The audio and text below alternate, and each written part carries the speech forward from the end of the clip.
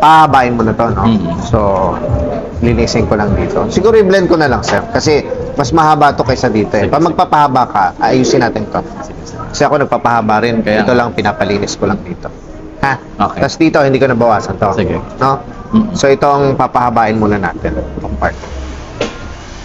Okay. Tapos linis lang. Okay. Ako nang bahala. Tapos color natin, ganito ba ka-light? Parang ganyan ka lang. Okay. Sa light gray. Oo. Okay, ako nang bahala. Thank you. Ito ka, be. Yan, para kita yung kagupuan. Lapit mo pa. Ang dami pang bakanting space. Yan, ganyan.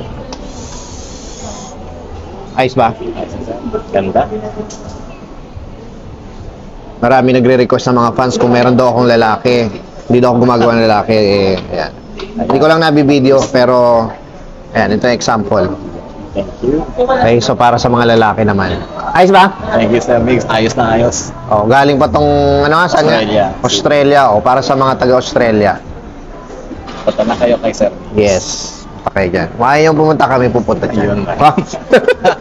Pwede rin.